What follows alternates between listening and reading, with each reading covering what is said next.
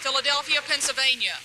I'm Dorothy Ridings, President of the League of Women Voters, the sponsor of tonight's vice presidential debate between Republican George Bush and Democrat Geraldine Ferraro.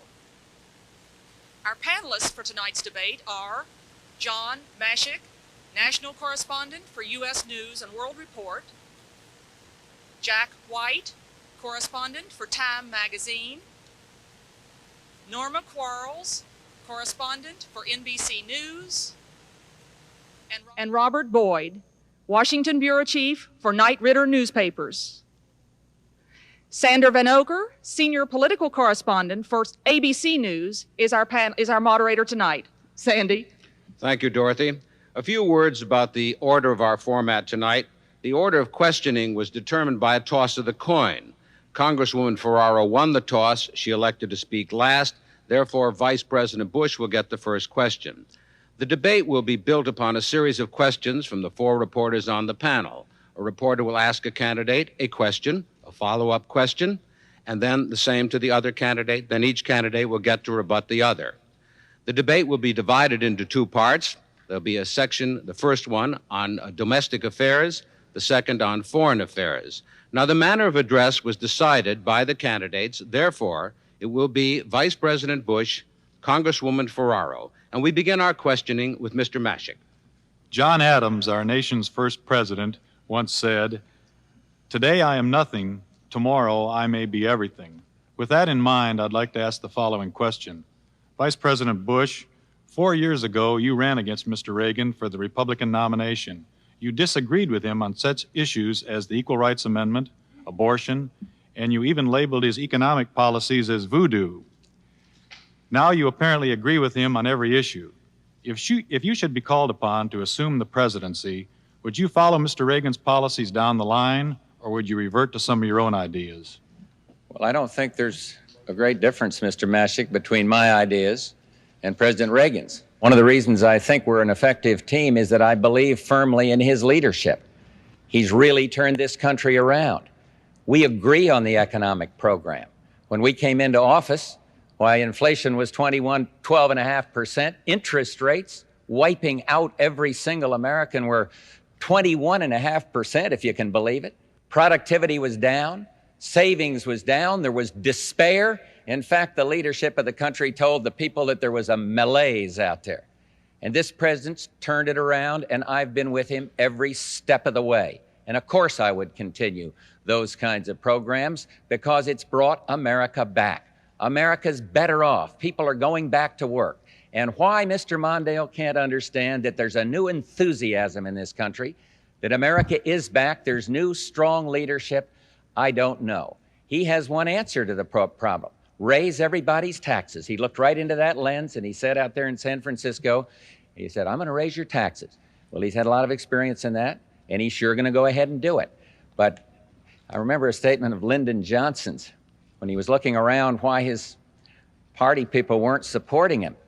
And he said, hey, they painted their tails white and they ran with the antelopes. There's a lot of Democratic white tails running with the antelopes. Not one single Democrat has introduced the Mondale tax bill into the Congress. Of course I support the president's economic program, and I support him in everything else. And I'm not sure, because of my concept of the vice presidency, that if I didn't, I'd go doing what Mr. Mondale has done with Jimmy Carter, jump away from him. I couldn't do that to Ronald Reagan now, next year, or any other time. I have too much trust in him.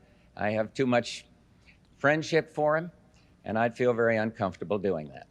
Well, some Republicans have criticized Mr. Mondale for now claiming he disagreed privately with Jimmy Carter's decision to impose the grain embargo. Have you ever disagreed with any decision of the Reagan administration in its inner circles?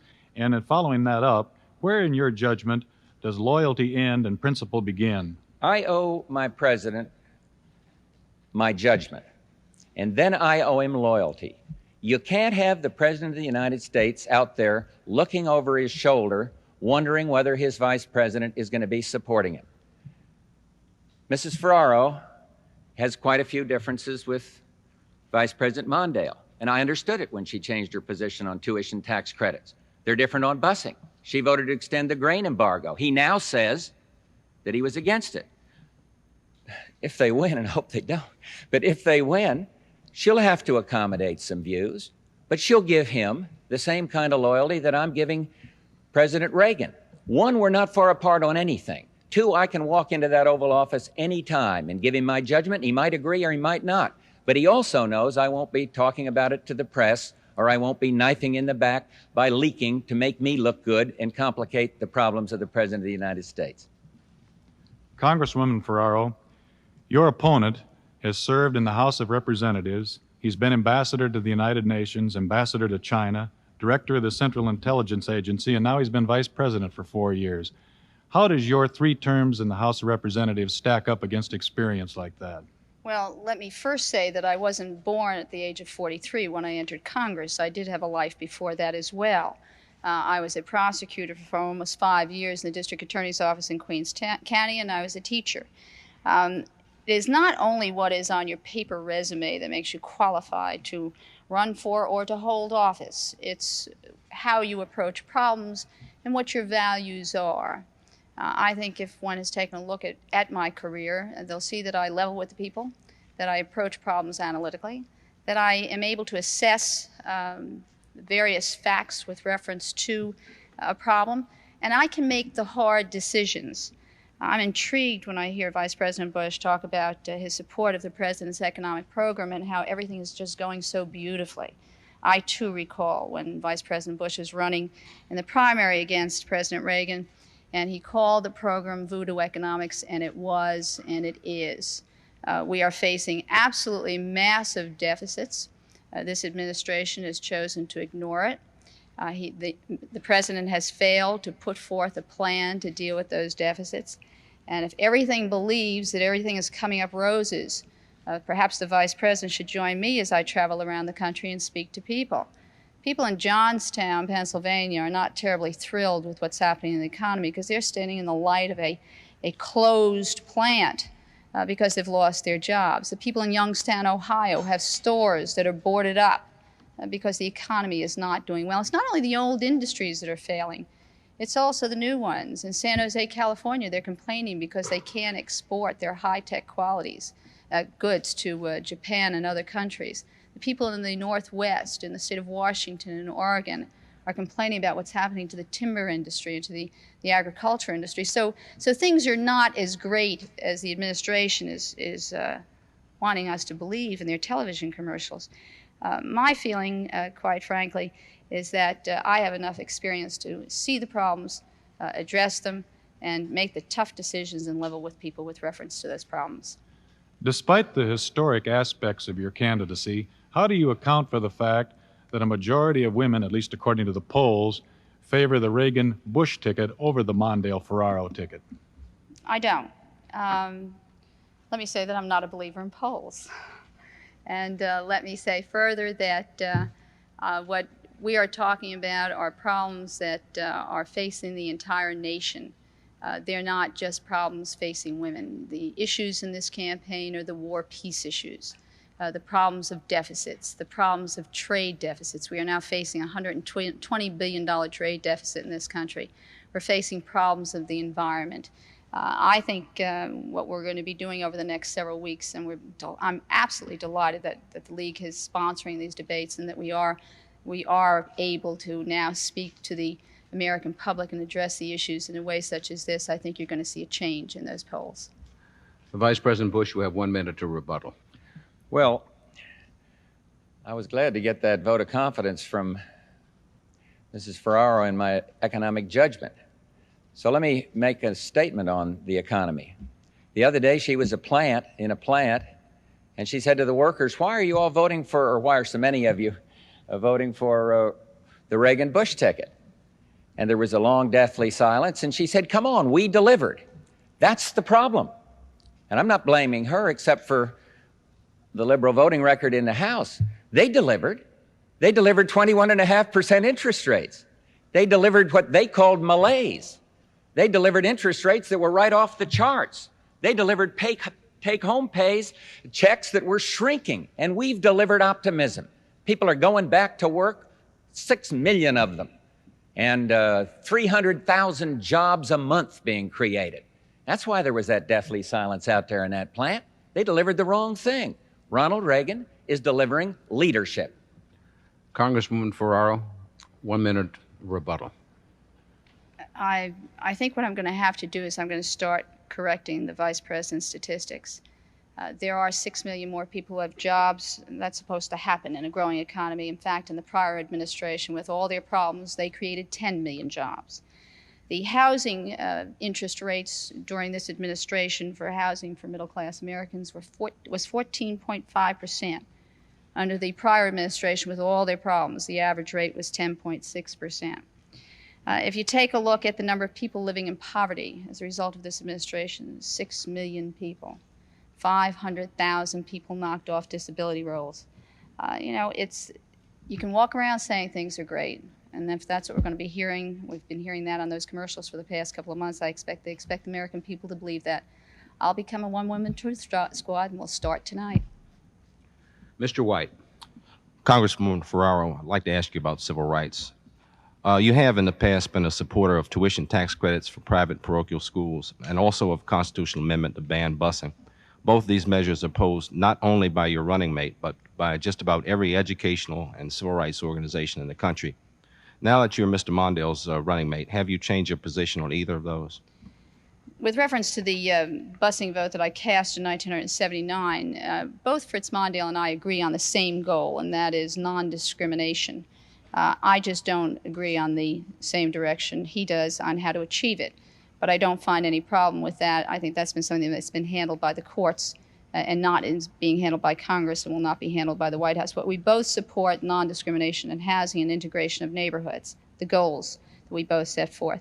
With reference to tuition tax credits, I have represented a district in Queens, which is 70% Catholic. I represented my district. Let me say as well that I have also been a great supporter of public school education, and that is something that Fritz and I feel very, very strongly about for the future of this country. This administration over the past several years has gutted the educational programs available to our young people. It has attempted to knock out Pell Grants, which are monies to young individuals who are poor and who cannot afford to go to college. It has reduced by 25% the amount of monies going into college education, and by a third those going into secondary and primary schools. But Fritz Mondale and I feel very strongly that if you educate your children, that's an effort and the way that you build up and make a stronger America. With reference to civil rights, I think you've got to go beyond that. And if you take a look also at my record in the Congress and Fritz Mondale's record, both in the Senate as Vice President, we both have extremely strong civil rights records. This administration does not. It has come in the Bob Jones case on the side of segregated academies. It came in the Grove City case on the side of discrimination against women, the handicapped, and the elderly. As a matter of fact, in the Congress, we just passed overwhelmingly the Civil Rights Bill of 1984, and this administration, the Republican-controlled Senate, just killed it in the last week or two in Congress. So there is a real difference between how the Mondale-Ferraro administration will address the problems of civil rights and the failure of this administration, specifically in that particular area. In the area of affirmative action, what steps do you think government can take to increase the representation of minorities and women in the workforce and in colleges and universities? And specifically, would you support the use of quotas to achieve those goals? I do not support the use of quotas. Both Mr. Mondale and I feel very strongly about affirmative action to correct inequities. We believe that steps should be taken both through government and, for instance, the Small Business Administration. We have supported set-asides for minority and women's businesses. That's a positive thing. We don't feel that you're in any way hurting anybody else by reaching out with affirmative action to help those who have been disenfranchised. On the contrary, if you have a growing economy, if you create the jobs, if you allow for small business the opportunity with lower interest rates to reach out and grow, there will be more than enough space for everybody, and affirmative action is a very positive way to deal with the problems of discrimination. Vice President Bush, many critics of your administration say that it is the most hostile to minorities in recent memory. Have you inadvertently perhaps encouraged that view by supporting tuition tax credits, the anti-busing amendment, citing Bob Jones University, a case before the Supreme Court, your original opposition to the Voting Rights Act extension and so forth? Well, no, Mr. White. I think our record on civil rights is a good record. You mentioned the voting rights extension. It was extended for the longest period of time by President Reagan. But we have some problems in attracting the black vote, and I think our record deserves better. We have done more for black colleges than any previous administration. We favor enterprise zones to give, and it's been blocked by Tip O'Neill and that House of Representatives, those liberals in that House, blocked a new idea to bring jobs into the black communities across this country. And because it's not an old handout special federal spending program, it's blocked there. A good idea. And I'd like to see that tried. We've brought more civil rights cases in the Justice Department than the previous administration by far. We believe in trying something new to help these black teenage kids. The minimum wage differential. It says, look, to an employer, hire these guys. And yes, they're willing to work for slightly less than the minimum wage. Give them a training job in a private sector. We threw out that old CETA that didn't train people for jobs that existed, simply rammed them onto the government payroll, and we put in a thing called the Job Training Partnership Act.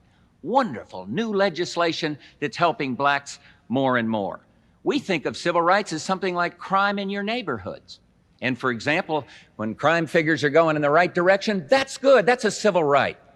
Similarly, we think of it in terms of quality of life, and that means interest rates. You know, it's funny. Mr. Mondale talks about real interest rates. The real interest rate is what you pay when you get out and try to buy a TV set or buy a car or do whatever it is. And the interest rates when we left office were 21.5%. Inflation. Is it a civil right to have that going right off the chart so you're busting every American family, those that can afford it the less? No, we've got a good record. We've got it on civil rights legislation, minority set-asides, more help for black colleges, and we've got it in terms of an economy that's offering people opportunity and hope instead of despair. Along those lines, sir, many recent studies have indicated that the poor and minorities have not really shared in the new prosperity generated by the current economic recovery. Was it right for your administration to pursue policies, economic policies, that required those at the bottom of the economic ladder to wait for prosperity to trickle down from people who are much better off than they? Mr. White, it's not trickling down.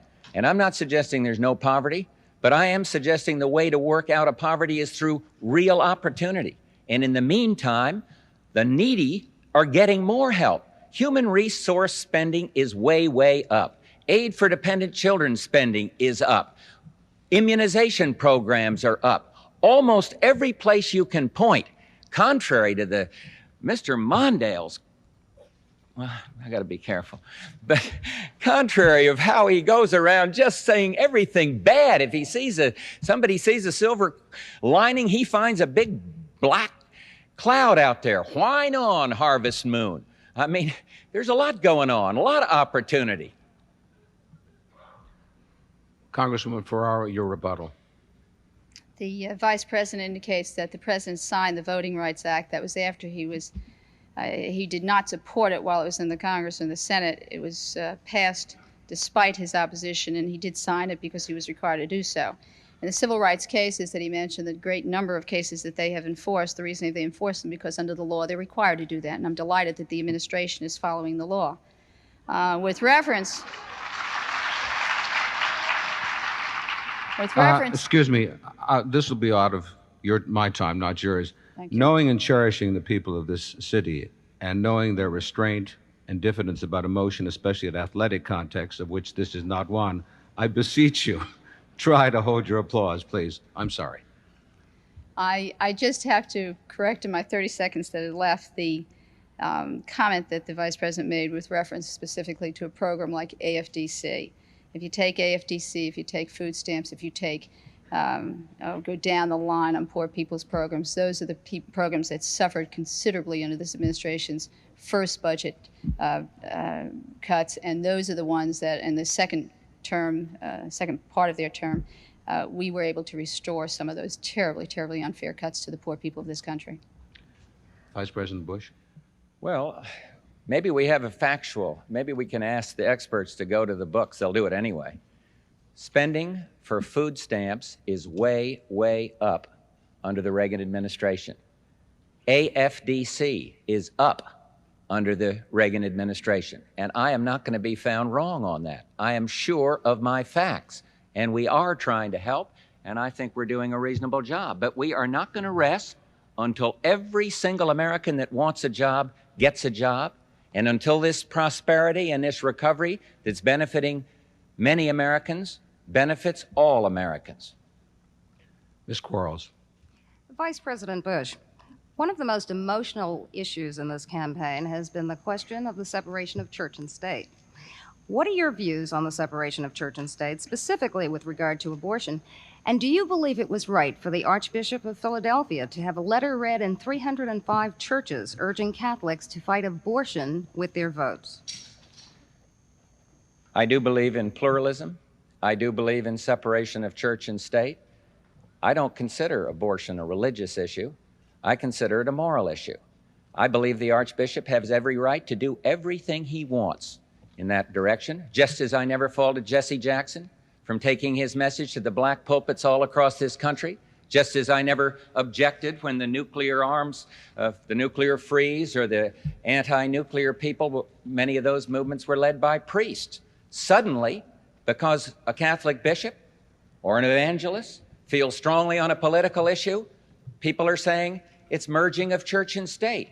We favor, and I speak confidently for the president, we favor separation of church and state. We favor pluralism. Now, somebody says, well, you want to restore prayer in schools. You don't think it's right to prohibit a kid from praying in schools. For years, kids were allowed to pray in schools. We don't think that's a merger of church and state to have a non-mandatory, voluntary, non-government ordered prayer. And yet, some are accusing us of injecting religion into politics. I have no problem with what the Archbishop does, and I have no problem what the evangelists on the right do, and I have no problem what the priests on the left do. And it didn't bother me when during the Vietnam War, much of the opposition to the government, Democrat and Republican governments, was led by priests, encouraging people to break the law on the adage of, the civil disobedience thing. So our position, separation of church and state, pluralism. So no little kid with a minority religion of some sort who's going to feel offended or feel left out or feel uncomfortable. But yes, prayer in school, on a voluntary basis, worked for many, many years until the Supreme Court ruled differently. And I'm glad we got this question, because I think there's been too much said about religion and politics. We don't believe in denominationally moving in. It wasn't our side that raised the question about our president, whether he was a good Christian or not. And so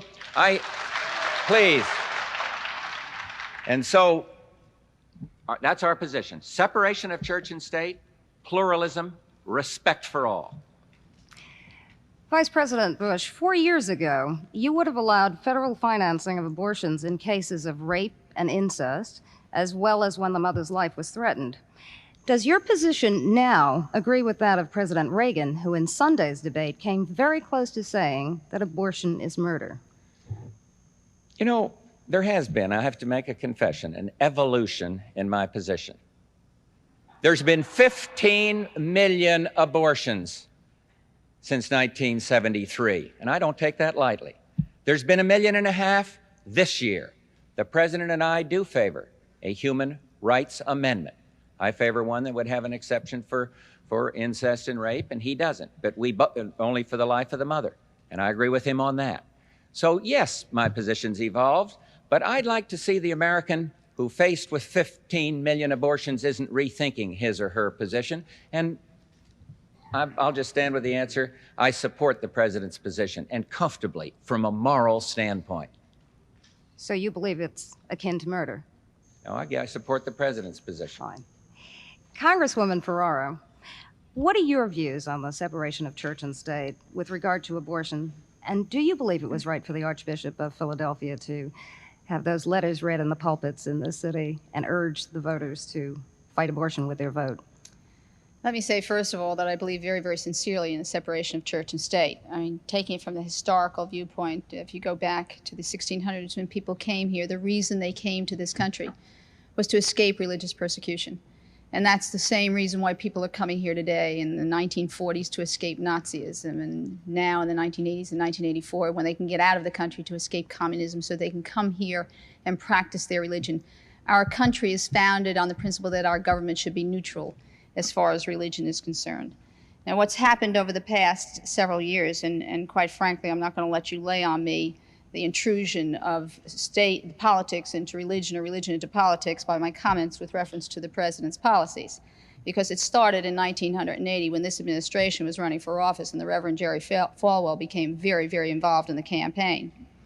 What has happened over the past 4 years has been, I think, a real fudging of that line with the separation of church and state.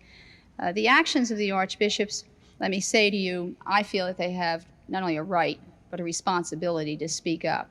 And even though I've been the person that they've been speaking up about, I feel that they do have the responsibility to do so, and I have no problem with it, no more than I did with the priest who marched at the time of Vietnam, and no more than I did at the time when Martin Luther King marched at the time of the civil rights marches. I have absolutely no problem with them speaking up. I think they have an obligation as well as a right. But what I do have a problem with is when the President of the United States gets up in Dallas and addresses a group of individuals and said to them, anybody who doesn't support his constitutional amendment for prayer in the schools is intolerant of religion. Now, there are numerous groups who don't support that prayer in the school, numerous religious groups. Are they intolerant of religion? Is that what the President is saying? I also object when I'm told that the Reverend Falwell has been told that he will pick 2 of our Supreme Court justices. That's going a little bit far. In that instance, let me say to you, it is more than a fudging of the line. It is a total intrusion, and I think that is in violation of our Constitution. Congresswoman Ferraro, as a devout Catholic, does it trouble you that so many of the leaders of your church disagree with you, and do you think that you're being treated unfairly in any way by the Catholic Church? Let me tell you that I did not come to my position on abortion very lightly. I am a devout Catholic. When I was running for Congress in 1978, I sat and met with a person that I felt very close to, a Monsignor, currently a bishop. I spoke to him about my personal feelings that I would never have an abortion, but I was not quite sure if I were ever to become pregnant as a result of a rape, if I would be that self-righteous. I then spoke to him, he said, Jerry, that's not good enough. You know, you can't support that position. And I said, okay, that's my religious view. I will accept the teaching of the church, but I cannot impose my religious views on someone else. I truly take an oath as a public official to represent all the people in my district, not only the Catholics. If there comes a time where I cannot practice my religion and do my job properly, I will resign my job. Vice President Bush, your rebuttal. Well, I respect that statement. I really, truly do. We have a difference on the moral question here on abortion. I notice that Mr. Mondale keeps talking in the debate, and now it's come up here about Mr. Falwell. And I don't know where this canard could have come from about Mr. Falwell picking the Supreme Court justices. Ronald Reagan has made one superb, outstanding, the only one he's made, appointment to the Supreme Court, and that was Sandra Day O'Connor. And Mr. Falwell opposed her nomination. We still have respect for him, but he opposed it. And so I hope this lays to rest this slander against the president. We want justices who will interpret the Constitution, not legislate. Congresswoman Ferraro, your rebuttal. Yes, I still find it very difficult to believe because in the platform which the Republican Party passed in Dallas, one of the things that they did was they said that the position on abortion would be a litmus test not only for Supreme Court justices, but for other federal justices. That, again, seems to me a blurring of the lines of separation between church and state. The next questioning from Mr. Boyd. Like many Americans, each of you has recently had an unhappy experience with the Internal Revenue Service. I'm going to prolong your ordeal. Congresswoman Ferraro, you disagree with the rule that says that a candidate must report the income or assets of his or her spouse if you get any benefit from them. Your husband's tax returns showed that you did benefit because he paid the mortgage and the property taxes on your homes.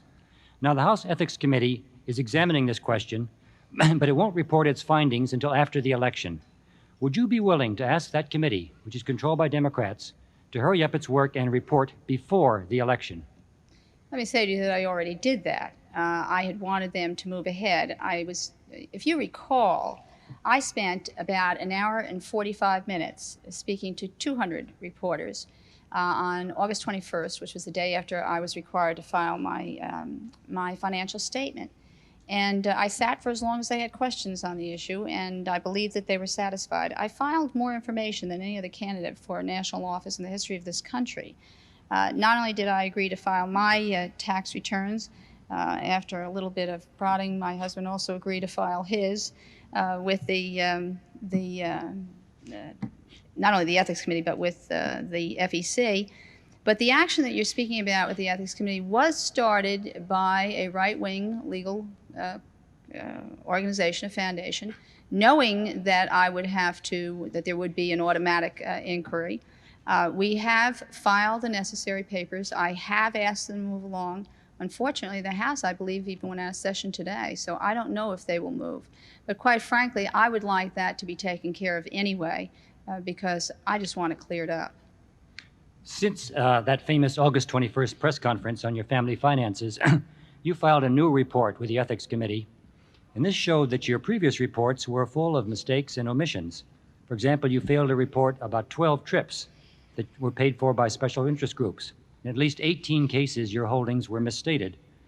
Do you think it showed good leadership or attention to duty to blame all this on sloppy work by your accountant? Well, what it showed was that and it was truly that I hired an accountant who had been with our family for well over 40 years. He was filling out those ethics forms. I did not spend the time with him. I just gave him my tax information and he did it. I have to tell you what we have done since. I have hired a marvelous accountant. I've spent a lot of money having him go through all those ethics forms, and he will be doing my taxes over the next 8 years while we're in the White House, so that the American public can be sure it's all going to be taken care of. Vice President Bush, last year you paid less than 13% of your income in federal taxes. According to the IRS, someone in your bracket normally pays about 28% of his income. Now, what you did was perfectly legal, but do you think it was fair? And is there something wrong with our tax laws that allows such large deductions for wealthy taxpayers? What that figure, and the way I kind of like the way Mrs. Ferraro and Mr. Zuccaro reported, because they reported federal taxes, state and local taxes. Gives people a clearer picture. That year, I happened to pay a lot of state and local taxes, which, as you know, are deducted from the other. And so I looked it up the other day, and we had paid, I think it's 42% of our gross income in taxes. Now, Mr. Mondale the other night took what I'll be honest, I thought it was a cheap shot at me. And we did a little looking around to see about his. We can't find his 1981 tax return. It may have been released. Maybe my opponent knows whether Mr. Mondale released it. But we did find estimates that his income for those 3 years is $1,400,000. And I think he paid about the same percentage as I did in total taxes. He also made a reference that troubled me very much, Mr. Boyd. He's talking about my chauffeur. And, you know, I'm driven to work by the Secret Service. So is Mrs. Ferraro. So is Mr. Mondale. They protected his life for 4 years, and now they've done a beautiful job for Barbara and I. They saved the life of the President of the United States. I thought that was a cheap shot, telling the American people to try to divide class, rich and poor. But the big question isn't whether Mrs. Ferraro's doing well. I think they're doing pretty well. And I know Barbara and I are doing well. And it's darn sure that Mr. Mondale's doing well with $1.4 million in income. But the question really is, after we get through this disclosure, is the tax cut fair? Are people getting a fair break? And the answer is the rich are paying 6% more on taxes, and the poor are getting a better break, those lower and middle income people that have borne the burden for a long, long time. So yes, I favor Disclosure, I've always disclosed. This year, I had my taxes and everything I own in a blind trust, so blind, blinder than the president's, where I didn't even sign my tax return. But there seemed to be an interest in it, so we went to the Government Ethics Committee. They agreed to change the trust. The trust has been revealed, and I was sure glad to see that I had paid 42% of my gross income in taxes. Please. Mr. Vice President, how can you claim that your home is in Maine for tax purposes and at the same time claim that your home is in Texas for voting purposes? Are you really a Texan or a New Englander? I'm really a Texan, but I got one house. And under the law, every taxpayer is allowed, when he sells a house and buys another house, to get the rollover. Everybody, it turns out, and I may hire. I noticed she said she has a new good accountant. I'd like to get his name and phone number, because I think I've paid too much in the way of taxes. And residence, Mr. Boyd, legal residence for voting is very different. The domicile, they call that, very different than the house. But they say you're living in the vice president's house. Therefore, you don't get I got problems with what every other taxpayer gets. I got problems with the IRS, but so do a lot of people out there. I think I paid too much, nothing ethical. I'd like to get some money back. Congresswoman Ferraro, your rebuttal, please. Let me just say that I'd be happy to give the Vice President the name of my accountant, but I warn you, he's expensive. I think the question is whether or not the tax cuts and the tax system that's currently in our government, that our government uses, is fair. I think the tax system is unfair, but it's not something that we can address in the short term. Are the tax cuts that Vice President Bush and I got last 3 years ago that this president gave out? No, that's not fair. If you earn $200,000, you got a $25,000 tax cut. If you earn between $20,000 and $40,000, you may have gotten about $1,000. Between $10,000 and $20,000, close to $100. And if you made less than $10,000 with all the budget cuts that came down the line, you suffered a loss of $400. That's not fair. That's basically unfair. And not only is it unfair, but economically, it has darn near destroyed this country. It was a $750 billion tax cut over a 5-year period of time. That's one of the reasons we're facing these enormous deficits that we have today. Mr. Vice President. No, I think I've said all I want to say. I didn't fully address myself to Mr. Boyd's question on disclosure. I led the fight, I think, in 1968 in the House. I was in the House of Representatives for a couple of terms, and I led the fight for disclosure. I believe in it. Before I went into this job, I disclosed everything we had. We didn't have any private corporations, but I disclosed absolutely everything. Arthur Andersen made out a assets and liability statement that I believe went further than any other one. And then to protect the public interest, we went into this blind trust. I believe in a blind trust because I believe a public official in this kind of job ought not to know whether he's going to benefit directly or indirectly by some holding he might have or something of that nature. And no, I support full disclosure. Thank you. That ends the part of this debate devoted to domestic affairs. We will now turn to foreign affairs and we'll begin the questioning with Mr. Mashek. Vice President Bush, since your administration came to power, the president has threatened a stern response against terrorism, yet murderous attacks have continued in Lebanon and the Middle East. Who's to blame? And you've been director of the Central Intelligence Agency. What can be done to stop it? Terrorism is very, very difficult to stop.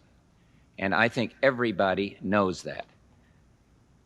We had ambassadors killed in Sudan and Lebanon some time ago, a long time ago. When you see the Israeli building in Lebanon after the death of our Marines, you see that hit by terrorism. The Israelis, with all their experience fighting terrorism, you know it's difficult. When you see Khomeini with his radical Islam resorting to government-sponsored terrorism, it's very difficult. The intelligence business can do a good job, and I'm always one that defends the Central Intelligence Agency. I believe we ought to strengthen it, and I believe we still have the best foreign intelligence business in the world. But it is very difficult to get the source information that you need to go after something as shadowy as international terror. There was a difference between Iran and what happened in Lebanon. In Iran, you had a government holding a U.S. embassy, the government sanctioning the takeover of that embassy by those students, the government negotiating with the United States government for their release. In Lebanon, in the terror that happened at the embassy, you have the government there, Mr. Jamal, that wants to help fight against terrorism. But because of the melee in the Middle East that's there today and has been there yesterday and the day before, as everyone that's had experience in that area knows, it is a very different thing. So what we've got to do is use absolutely the best security possible. I don't think you can go assigning blame. The president, of course, is the best I've ever seen of accepting that. He's been wonderful about it in absolutely everything that happens. But I think fair-minded people that really understand international terror knows that it's very hard to guard against. And the answer then really lies in the Middle East, and terrorism happening all over the world, is a solution to the Palestine question. The follow-on to Camp David under the umbrella of the Reagan September of 1982 initiative. That will reduce terror. It won't eliminate it. You mentioned Khomeini. Some Republicans charged the previous administration with being almost helpless against Khomeini and Libya's Gaddafi. Why hasn't your administration done something to take action against Arab states that foment this kind of terrorism? What we've done is to support Arab states that want to stand up against international terror. Quite different. We believe in supporting, without jeopardizing the security of Israel in any way, because they are our one strategic ally in the area, they are the one democracy in the area, and our relations with them has never been better. But we do believe in reaching out to what they call the GCC, those Gulf Cooperative Council states, those moderate Arab states in that world, and helping them with defensive weapons to guard against international terror or radical Islam perpetuated by Khomeini. And because we've done that, and because the Saudis chopped down a couple of those intruding airplanes a while back, I think we have helped keep the peace in the Persian Gulf. Congresswoman Ferraro, you and former Vice President Mondale have criticized the president over the bombings in Lebanon. Well, what would you do to prevent such attacks? Let me first say that terrorism is a global problem. And let me say, secondly, that Mr. Bush has referred to the embassy that was held in Iran. Well, I was at the White House in January, I guess it was, in '81, when those hostages, all 52 of them, came home alive. It was at that time that President Reagan gave a speech welcoming them home as America did. We were so excited to see them back. But what he said was, the United States has been embarrassed for the last time. We're going to stand tall, and if this ever happens again, there's going to be swift and immediate steps taken to address the wrong that our country has suffered. In April of 1983, I was in Beirut and visited the ambassador at the embassy. 2 weeks later, that embassy was bombed. At that time, you take a look at the crazy activities of terrorists. You can't blame that on anybody. They're going to do crazy things, and you just don't know what's going to happen. The following October, there was another bombing. And that bombing took place at the Marine barracks, where there were 242 young men who were killed. Right after that bombing occurred, there was a commission set up called the Long Commission. And that commission did a study at the security arrangements around where the Marines were sleeping, and found that there was negligence, that they did not have proper gates up, proper precautions to stop those trucks from coming in. And so the Long Commission issued a report, and President Reagan got up and he said, "I'm Commander-in-Chief. I take responsibility." And we all waited for something to be done when he took responsibility. Well, last month we had our third bombing. First time, the first embassy, there was no gate up. The second time with our Marines, the gate was open. The third time, the gate was there, but it had not been installed. And what was the president's reaction? Well, the security arrangements were not in. Our people were placed in that embassy in an unsecured time. And the Marines who were guarding it were left to go away. And there are other people held guarding the embassy. Again, the president said, "I assume responsibility." I'd like to know what that means. Are we going to take proper precautions before we put Americans in situations where they're in danger? Or are we just going to walk away, throwing our arms up in the air now, quite a reversal from the first time, and from the first time when he said he's going to do something? Or is this president going to take some action?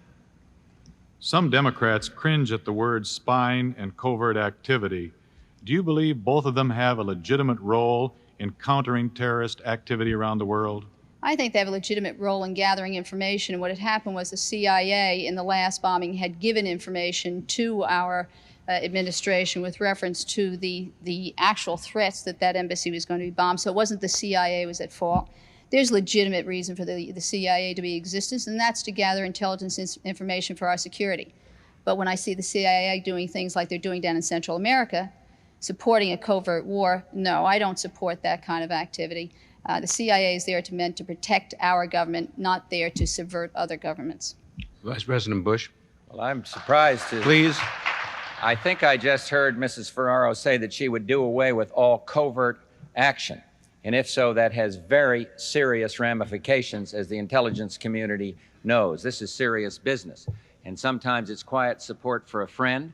And so I'll leave that one there. But let me help you with the difference, Ms. Ferraro, between Iran and the embassy in Lebanon.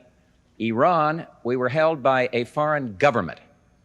In Lebanon, you had a wanton terrorist action where the government opposed it. We went to Lebanon to give peace a chance, to stop the bombing of civilians in Beirut, to remove 13,000 terrorists from Lebanon. We did. We saw the formation of a government of reconciliation, and for somebody to suggest, as our two opponents have, that these men died in shame, they better not tell the parents of those young Marines. They gave peace a chance, and our allies were with us, the British, the French, and the Italians. Congresswoman Ferraro. Let me just say, first of all, that I almost resent, Vice President Bush, your patronizing attitude that you have to teach me about foreign policy.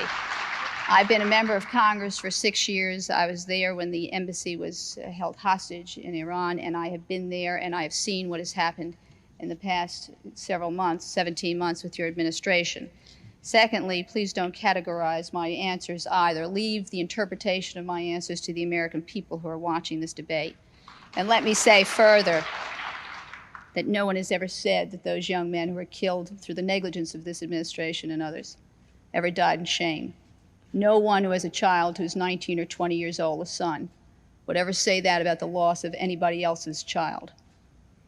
Mr. White. Congresswoman Ferraro, you've repeatedly said that you would not want your son to die in an undeclared war for an uncertain cause. But recently, your running mate, Mr. Mondale, has suggested that it may become necessary to erect a military quarantine or blockade of Nicaragua. Under what circumstances would you advocate the use of military force, American combat forces, in Central America?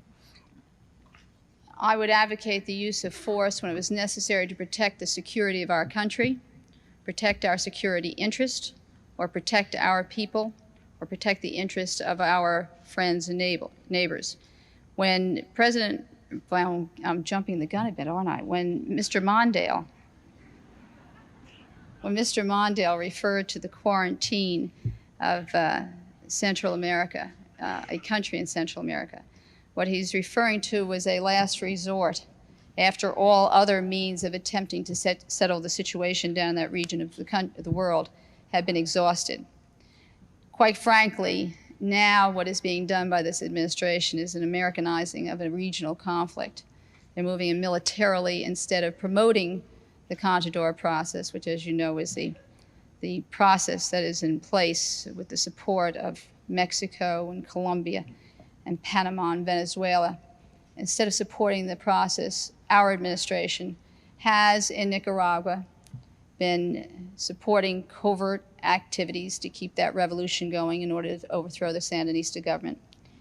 In El Salvador, was not pushing the head of the government to move toward correction of the civil rights, human rights problems that existed there. And now this administration seems almost befuddled by the fact that Nicaragua is moving to participate in the Contador process, and El Salvador, through its president Duarte, is reaching out to the guerrillas in order to negotiate a peace. What Fritz Mondale and I feel about the situation down there is that what you do is you deal first through negotiation. That force is not a first resort, but certainly a last resort in any instance. Follow-up, please. Many times in its history, the United States has gone to war in order to defend freedom in other lands. Does your answer mean that you would be willing to forego the use of military force, even if it meant the establishment of a Soviet-backed dictatorship so close to our own borders? No. I think what we have to do is work with the government. I assume you're speaking about the government of Nicaragua. Work with that government to achieve a pluralistic society. I mean, they do have elections that are coming up on November 4th. I think we have to work with them to achieve a peaceful solution to bring about a pluralistic country. No, I'm not willing to live with a force that could be a danger to our country. Certainly, I would see that our country would be there putting all kinds of pressure on the neighboring countries of Honduras, of Costa Rica, of El Salvador to promote a kind of society that we can all live with in security in this country. Vice President Bush, both Cuba and Nicaragua are reported to be making extensive preparations to defend themselves against an American invasion, which they claim could come this fall. And even some of your Democratic opponents in Congress have suggested that the administration may be planning a December surprise invasion. Can you tell us under what circumstances a re-elected Reagan administration would consider use of force in Central America or the Caribbean? We don't think we're to be required to use force. Let me point out that there are 2,000 Cuban military and 7,500 so-called Cuban advisors in Nicaragua. There are 55 American military in El Salvador. I went down in the instructions of the president to speak to the comandantes in El Salvador and told them that they had to move with Mr. Magaña, then the president of El Salvador, to respect human rights. They have done that. They're moving well. I'm not saying it's perfect, but the difference between El Salvador and Nicaragua is like the difference between night and day. El Salvador went to the polls. Mr. Duarte was elected by 70% of the people in 70% voting in a certifiably free election. In Nicaragua, you have something very different. You have a Marxist-Leninist group, the Sandinistas, that came into power talking democracy. They have aborted their democracy. They have humiliated the Holy Father. They have cracked down on the only press organ there, La Prensa, censoring the press, something that should concern every American. They have not had any human rights at all. They will not permit free elections. Mr. Cruz, who was to be the only viable challenger to Nicaragua, to the Sandinistas, to the junta, to Mr. Ortega, went down there and found that the ground rules were so unfair that he couldn't even wage a campaign. One country is devoid of human rights. The other is struggling to perfect their democracy. We don't like it, frankly, when Nicaragua exports its revolution or serves as a conduit for supplies coming in from such democracies as North Korea, Bulgaria, the Soviet Union, and Cuba to try to destabilize El Salvador. Yes, we're concerned about that because we want to see this trend towards democracy that's continue. There have been something like 13 countries since we've come in move towards the democratic route. And let me say that Grenada is not unrelated, and I have a big difference with Ms. Ferraro on that one. We gave those 4 tiny Caribbean countries a chance. We saved the lives, and most of those 1,000 students said that they were in jeopardy. Grenada was a proud moment because we did stand up for democracy. But in terms of threat of these countries, weapons, no, there's not that kind of a threat. It's Mr. Mondale that proposed the quarantine, not Ronald Reagan. Please. Considering this country's long respect for the rule of international law, was it right for the United States to be involved in mining the harbors of Nicaragua, a country we're not at war with, and to subsequently refuse to allow the World Court to adjudicate that dispute and the complaint from Nicaragua? I support what we're doing. It was supported to the Congress under the law. I support it. My only regret is that the aid for the Contras, those people that are fighting, we call them freedom fighters. They want to see the democracy perfected in Nicaragua. Am I to understand from this assault on covert action that nowhere in the world would we do something that was considered just off base by when Mrs. Ferraro said she'd never support it? Would she never support it if the violation of human rights was so great and quiet support was necessary for freedom fighters? Yes, we're for the Contras. And let me tell you another fact about the Contras. Everyone that's not for this, everyone who wants to let that Sandinista government prevail just like that Castro did, all of that, the Contras are not Somocistas. Less than 5% of the Contras supported Somoza. These were people that wanted a revolution. These are people that felt the revolution was betrayed. These are people that support human rights. Yes, we should support them. Congresswoman Ferraro. I spent a good deal of time in Central America in January and had an opportunity to speak to the Contras after being in Nicaragua and in El Salvador. Let me just say that the situation as it exists now, because of this administration's policies, we're not getting better. We're not moving toward a more secure area of the world. As a matter of fact, the number of troops that the Sandinistas have accumulated since the administration has started its covert activities has risen from 12 to 50,000. And of course, the number of Soviet and Cuban advisors has also increased. I did not support the mining of the harbors in Nicaragua. It is a violation of international law. Congress did not support it, and as a matter of fact, just this week, the Congress voted to cut off covert aid to Nicaragua unless and until a request is made and there is evidence of need for it, and the Congress approves it again in March. So Congress doesn't get laid on. The covert activities which I oppose in Nicaragua, those CIA covert activities in that specific country are not supported by the Congress, and believe it or not supported by the majority of people throughout this country. Vice President Bush. Well, I would simply like to make the distinction again between those countries that are searching for democracy and the handful of countries that have totally violated human rights and are going the Marxist route. Ortega, the comandante who's head of the Nicaraguan Sandinistas, is an avowed Marxist. They don't believe in the church. They don't believe in the free elections. They don't believe in all the values that we believe in. So it is our policy to support the democracies there. And when you have freedom fighters that want to perfect that revolution and go the democratic route, we believe in giving them support. We are for democracy in the hemisphere. We are for negotiation. $3 out of every $4 that we've sent down there has been for economic aid, to support the people's chance to eat and live and be happy and enjoy life. And 1/4 only was military. You wouldn't get that from listening to Mr. Mondale. Ms. Quarles. If not, under what circumstances would you use nuclear weapons if you were president? No, I don't think it's winnable. I was quoted wrong, obviously, because I never thought that. The Soviet planning, I did learn that when I was director of Central Intelligence, and I don't think there'd be any disagreement, is based on that ugly concept. But I agree with the president. Should never be fought. Nuclear weapons should never be fought with, and that's our approach. So therefore, let's encourage the Soviets to come to the table as we did at the Gromyko meeting. I wish everybody could have seen that one. The president, given the facts to Gromyko and all of these nuclear meetings, excellent. Right on top of that subject matter. And I'll bet you that Gromyko went back to the Soviet Union saying, hey, listen, this president is calling the shots, we better move. But you know why I think we'll get an agreement? Because I think it is in the interest of the Soviet Union to make it, just as it is in the interest of the United States. They're not deterred by rhetoric. I listened to their rhetoric for 2 years at the United Nations. I've lived in a communist country. It's not rhetoric that decides agreements. It's self-interest of those countries. Congresswoman Ferraro, you and Mr. Mondale are for a verifiable nuclear freeze. Some Democrats had said that verification may not be possible. How would you verify such an agreement and make sure that the Soviets are not cheating?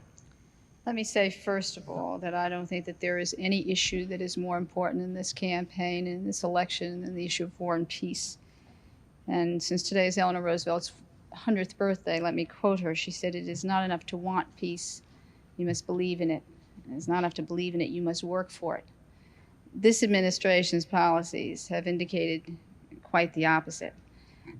The last time I heard Vice President Bush blame the fact that they didn't meet with a Soviet leader, and this is the first president in 40 years not to meet with a Soviet counterpart, he said the reason was because there were 3 Soviet leaders in the past 3.5 years. I went and got a computer printout, It's 5 pages of the leaders, world leaders that the Soviet leaders have met with. And they're not little people. They're people like Mitterrand of France and Kroll of Germany and President Kyprianou of Cyprus. And you go down the line, 5 pages of people that the Soviet leaders have managed to meet with, and somehow they couldn't meet with the President of the United States.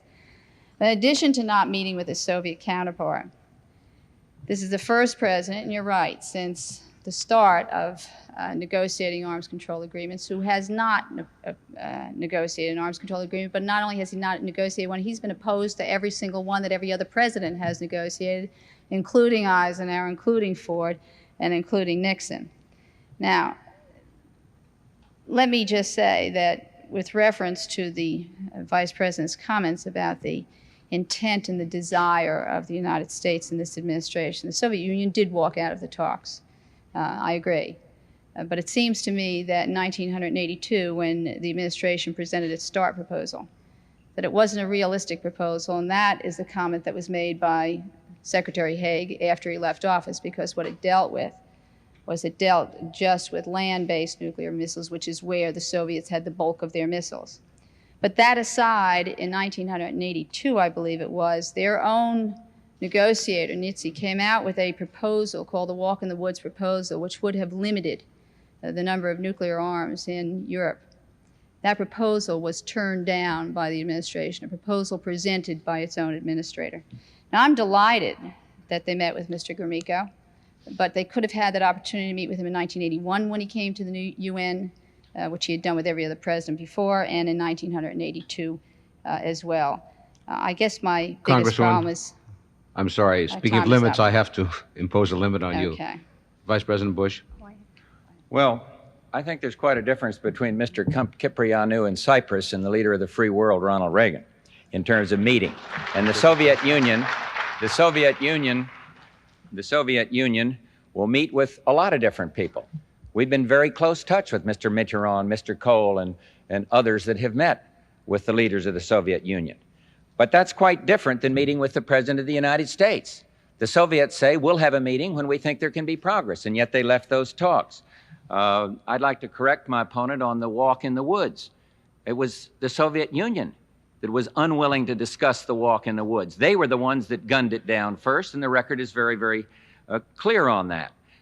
Ms. Ferraro mentioned the inflexibility of our position on strategic arms. Yes, we offered first to get rid of all those, you try to reduce the SS-18s and those weapons, but then we said if that's not good enough, there is flexibility. Let's talk about the bombers and the planes. So that's a very important point in terms of negotiation.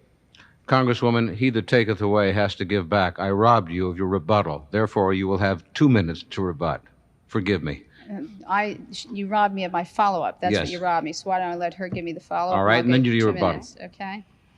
Congresswoman Ferraro, most polls show that the Americans feel that the Republicans, more than the Democrats, are better able to keep the U.S. out of war. We've had 4 years of relative peace under President Reagan.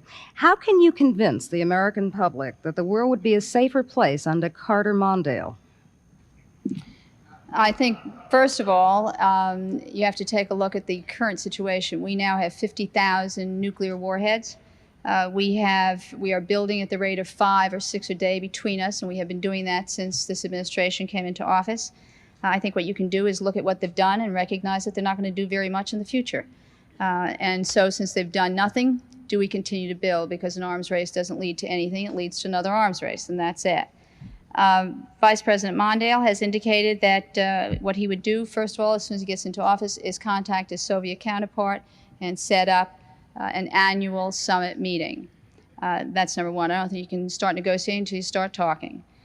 Secondly, he would issue a challenge, and the challenge would be in the nature of temporary, mutual, verifiable moratoria to halt testing in the air, in the atmosphere, that would respond with a challenge from the Soviet Union. We hope to sit down and negotiate a treaty. That was done in 1960. I don't know what your lights are doing, Sandy. You have another minute. Okay, I'm watching them blinking, so I have another minute. What that would do is it would give us the opportunity to sit down and negotiate a treaty. That was done in 1960 by President Kennedy in 1963. What he did was he issued a challenge to the Soviet Union. He said, we will not test in space, in the atmosphere. If you will not, they did not. In 2 months, they sat down and they negotiated a treaty. We do not now have to worry about that type of testing. It can be done, it will be done, if only you have the will to do it. Again, remember, it is mutual, it is verifiable, and it is a challenge that once that challenge is not met, if testing were to resume, then we would continue testing as well. Our last series of questions on foreign affairs from Mr. Boyd. Congresswoman Ferraro, you have had little or no experience in military matters, and yet you might someday find yourself Commander-in-Chief of the Armed Forces. How can you convince the American people and a potential enemy that you would know what to do to protect this nation's security? And do you think in any way that the Soviets might be tempted to try to take advantage of you simply because you are a woman? Are you saying that I would have to have fought in a war in order to love peace? I'm not saying that. I'm asking you. You know what I asked. All right. I think what happens is when you try to equate whether or not I've had military experience, that's the natural conclusion. It's about as valid as saying that you would have to be black in order to despise racism, that you'd have to be female in order to be terribly offended by sexism. That's just not so. I think if you take a look at where I've been, both in the Congress and where I intend to go, the type of person I am, I think that the people of this country can rely upon the fact that I will be a leader. I don't think the Soviet Union, for 1 minute, can sit down and make a determination on what I will do if I'm ever in a position to have to do something with reference to the Soviet Union. Quite frankly, I'm prepared to do whatever is necessary in order to secure this country and make sure that security is maintained. Secondly, if the Soviet Union were to ever believe that they could challenge the United States with any sort of nuclear forces or otherwise, if I were in a position of leadership in this country, they would be assured that they would be met with swift, concise, and certain retaliation. Let me just say one other thing now. The most important thing, though, I think, is as a leader, that what one has to do is get to the point where you're not put into that position. And the way you get to that position of moving away from having to make a decision on force or anything else is by moving toward arms control. And that's not what's been done over the past 4 years. I think that if you were to take a look at the failures of this administration, that would have to be number one. I will not put myself in that position as a leader in this country. I will move immediately toward arms control negotiations. For my follow, I'm going to borrow a leaf from the Sunday night debate between your principals and ask you, what is the single question you would most like to ask your opponent here on foreign policy? Oh, I don't have a single most question. I guess the concern that I have is a concern not only as a vice presidential candidate, but as a citizen in this country. My concern is that we are not doing anything to stop the arms race. And it seems to me that if we keep talking about military inferiority, which we do not have, we're at a comparable level with the Soviet Union. Our Joint Chiefs of Staff have said they'd never exchange our military power for theirs. I guess the thing that I'd want is a commitment that, pretty soon they're going to do something about making this a safer world, for all of us. Vice President Bush, 4 years ago, President Reagan insisted that a military buildup would bring the Soviets to negotiate seriously. Since then, we have spent almost $1 trillion on defense, but the Soviets are still building their military forces as rapidly as we are, and there are no negotiations. Was the president's original premise, his whole strategy, wrong? No, I think his strategy not only was correct, but is correct. You got to go back where we were. Clearly, when we came into office, the American people recognized that we had slipped into positions of inferiority on various things. Some of our planes, as the president points out, were older than the pilots. ships that couldn't go out to sea. And you had a major problem with the military. Actually, the morale wasn't very good either. So we have had to strengthen the military, and we're well on the way to getting that job done. America is back in terms of military strength, in terms of our ability to deter aggression and keep the peace. All the same time, however, we have made proposals and proposals and proposals, sound proposals, on reducing nuclear weapons. The strategic arms reduction talks were good proposals, and it's the Soviets that left the table. The intermediate nuclear force talks were sound talks, and I wish the Soviet Union had continued them. The chemical weapon treaty to ban all chemical weapons, it was our initiative, not the Soviets, and we wish they would think anew and move forward to verification so that everybody would know whether the other side was keeping its word, but much more important, you'd reduce the level of terror. Similarly, we're trying to talk to them and are talking to them in Vienna about conventional force reductions. We've talked to them about human rights. I've met with Mr. Andropov and Mr. Chernyenko, and we mention and we try to do something about the human rights question. The suppression of Soviet Jews is absolutely intolerable, and so we have to keep pushing forward on the moral grounds as well as on the arms reduction grounds. But it is my view that because this president has been strong, and because we've redressed the imbalances, and I think we're very close to getting that job done, the Soviets are more likely to make a deal. The Soviets made an ABM treaty when they thought we were going to deploy an ABM system. So I am optimistic for the future once they realize that they will have this strong, principled president to negotiate with, strong leadership, and yet with demonstrable flexibility on arms control. And now I'll give you a chance, Mr. Vice President, to ask the question you'd most like to ask of your opponent. I have none I'd like to ask ever, but I'd sure like to use the time. Talk about the World Series or something of that nature. Let me put it this way. I don't have any questions about it. We are so different from the Reagan-Bush administration is so different from the Carter-Mondale administration that the American people are going to have the clearest choice. It's a question of going back to the failed ideas of the past, where we came in, 21.5% on those interest rates, inflation, despair, malaise, no leadership, blaming the American people for failed leadership. Or another option, keep this recovery going till it benefits absolutely everybody. Peace at home, peace abroad, prosperity, opportunity. I'd like to hear her talk on those things, but I think the yellow light is flashing, and so we'll leave it there. Nothing on the World Series? Well, Congresswoman Ferraro. I think the Vice President's comment about the Carter-Mondale administration is an indication of just, it really typifies this administration. It's an administration that looks backwards, not forwards and into the future. I must say that I'm also tickled by their comments on human rights.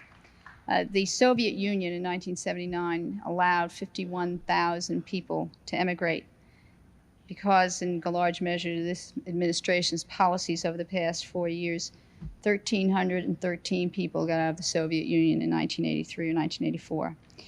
That's not a great record on human rights, and certainly not a record on human rights achievements. This administration has spent $1 trillion on defense, but it hasn't gotten $1 trillion of national security. Vice President Bush, your rebuttal. No rebuttal. Well, we then can go to the closing statements. Each statement will be 4 minutes in length, and we'll begin with the Vice President. Well, in a couple of weeks, you, the American people, will be faced, 3 weeks, with a choice. It's the clearest choice in some 50 years. And the choice is, do we move forward with strength and with prosperity, or do we go back to weakness, despair, disrespect? Ronald Reagan and I have put our trust in the American people. We've moved some of the power away from Washington, D.C. and put it back with the people. We're pulling together. The neighborhoods are safer because crime is going down. Your sons and daughters are doing better in school. Test scores are going up. There's a new opportunity lying out there in the future. Science, technology, and space offering opportunity to everybody, all the young ones coming up. And abroad, there's new leadership and respect. And Ronald Reagan is clearly the strong leader of the free world. And I'll be honest with you, It's a joy to serve with a president who does not apologize for the United States of America. Mr. Mondale, on the other hand, has one idea: go out and tax the American people. And then he wants to repeal indexing, to wipe out the one protection that those at the lowest end of the economic scale have, protecting them against being rammed into higher and higher tax brackets. We just owe our country too much to go back to that kind of an approach.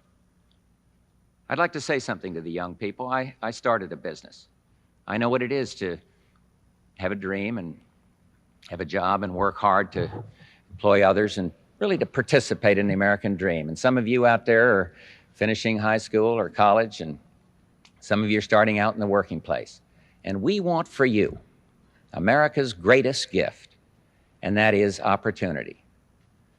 And then on peace, yes, I did serve in combat. I was shot down when I was a young kid, scared to death.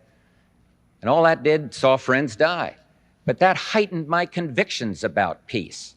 It is absolutely essential that we guarantee the young people that they will not know the agony of war. America's gift, opportunity, and peace. Now we do have some unfinished business. We must continue to go ahead. The world is too complex to go back to vacillation and weakness. There's too much going on to go back to the failed policies of the past. The future is too bright not to give it our best shot. Together we can go forward and lift America up to meet her greatest dreams. Thank you very much.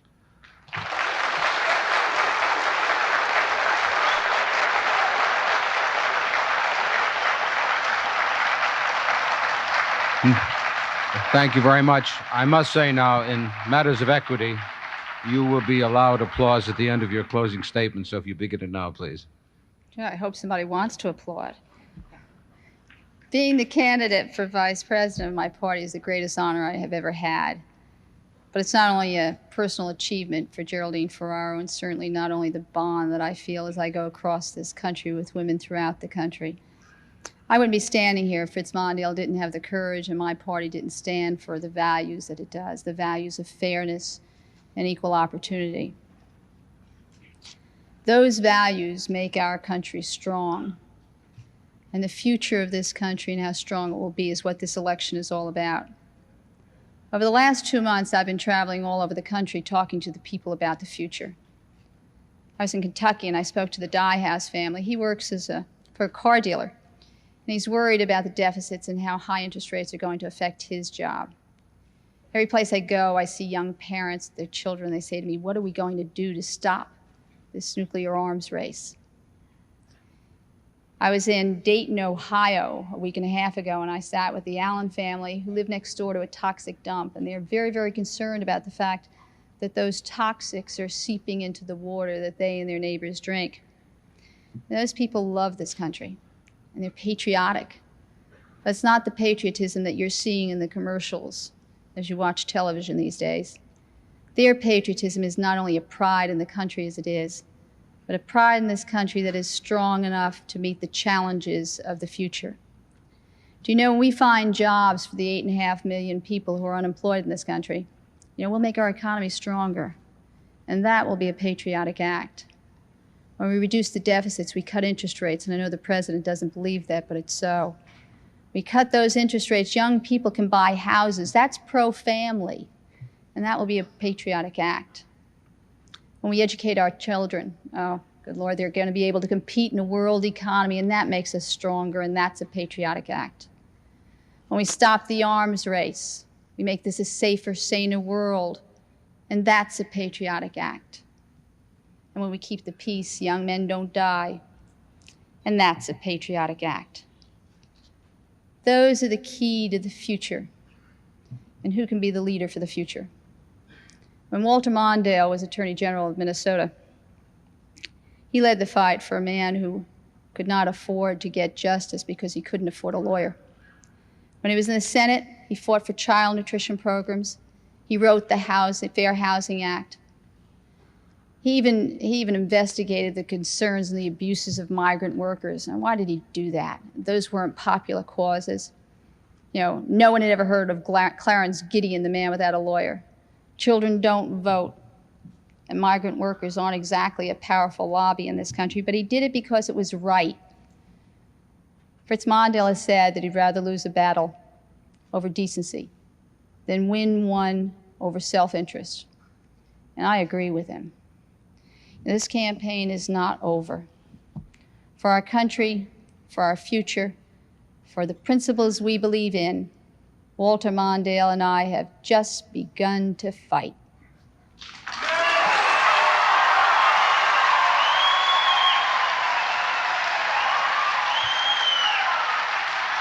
Thank you very much. I'd like to thank Vice President Bush, Congresswoman Ferraro, the members of our panel for joining us in this League of Women Voters debate. I'd like to join you in thanking them, the City of Philadelphia, and the League of Women Voters. The League of Women Voters' next debate, the presidential debate, will take place in Kansas City on October 21st. The subject will be foreign affairs, and it will begin at 8 p.m. Eastern Time. Again, our thanks. We hope you'll join us on the 21st. Thank you.